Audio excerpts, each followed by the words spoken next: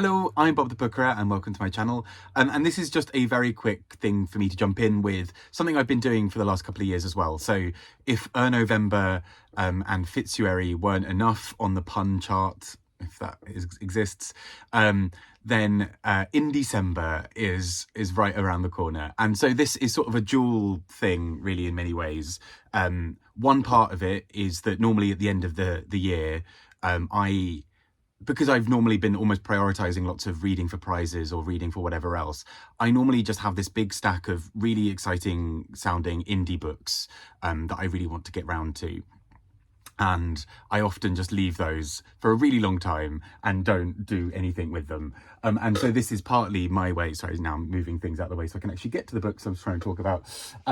But this is one of those things where I just leave them way too late and I never really end up reading them. There is a whole stack over here about probably approaching a metre tall of various indie books that I've been putting off reading for a large part of the year. There's also this bit that's a lot nearer to me that I'm going to grab and show you, also because it's easier to hold on camera because it's not quite as big.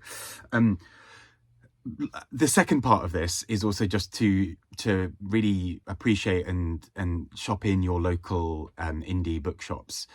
They often carry not only a big financial burden, they often can't have the reach that a big book distributor might have, but also they have quite a few overhead costs and are often really doing it as a bit of a labour of love. So it's sort of a dual thing here of buy from publishers and presses, particularly indie ones, but also check out your local bookshops as well. And bookshop.org in the UK is a really good way of also finding some of yours. There are lots of books that I really want to try and read over the winter break. And in December more broadly. Luckily, lots of indie presses also publish quite small books, like quite short books. So this is maybe going to work out quite nicely for me. But just in front of me here on this desk that is really, quite frankly, getting out of control, I have Adam Biles with The Beasts of England from Galley, Beggar Press, and I've been meaning to read this all year. It's been out for a little bit, but it's essentially not even a retelling, sort of almost a sequel to Animal Farm. It kind of plays around with some of the same ideas and it sounds absolutely fascinating. There is a collection of poetry called Ribwort, originally published in Belarusian and translated by the author herself, Hannah Komar, from 3 Times Rebel Press. There is Hannah Stoltenberg. A lot of these are also translated. Hannah Stoltenberg with Near Distance, translated by Wendy H. Gabrielson. And what else have I even got here? One Last Song by Nathan Evans, which comes out early next year from Inkandescent, but I'm really, really excited to read. Sort of a kind of queer love story but sort of with older characters that I'm very, very excited for. And last but not least here, Maitreya Karnor with Sylvia from Neem Tree Press. And so basically these are, I'll talk about these more in weekly reads as they come up. There are many other sort of books from indie presses that I've been looking forward to reading for a long time this year. I've been kind of stockpiling them for this very moment. But all of this is basically in many ways a bit of a love letter to indie presses. They often publish some of the most exciting and daring fiction, I think, and non-fiction, but I think fiction is where they really shine in just the kinds of books that, a big publisher might not pick up because of commercial interest. And indie press often will take risks on it. And I think this has been particularly visible recently for two big things. So one has been Fitzcarraldo Press, for example, who have kind of picked many authors who have then later gone on to win the Nobel Prize, this year being Jon Fosse.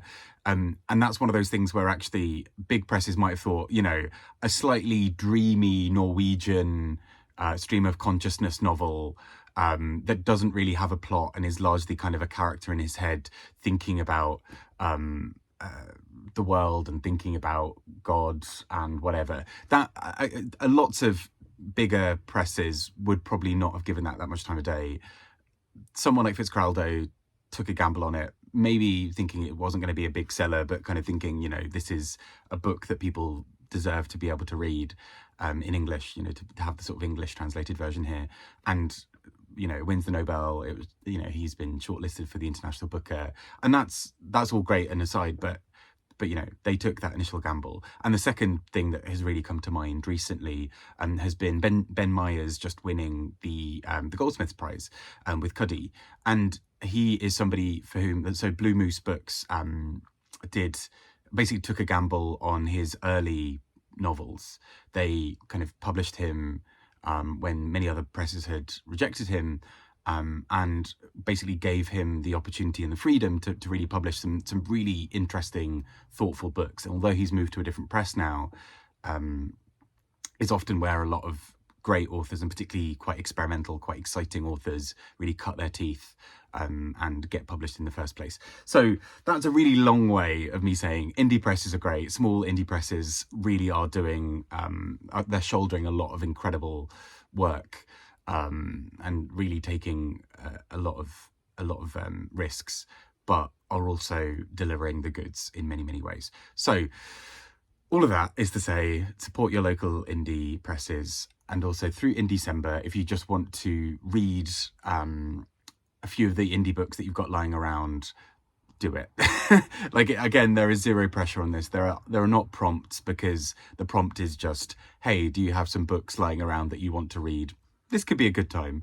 The only other prompt would be if you're shopping for Christmas and buying books or whatever, and you can afford to do so, buying directly from the press or through an indie bookshop often supports local communities and presses in a much bigger way than maybe some of the big name places, Amazon, that maybe don't give authors as fair a shake as other places. I'm going to leave that there before I start rambling, but check out some indie books. I'll be talking a lot about the ones that I'll be reading. Take care and have a great reading month. Bye-bye.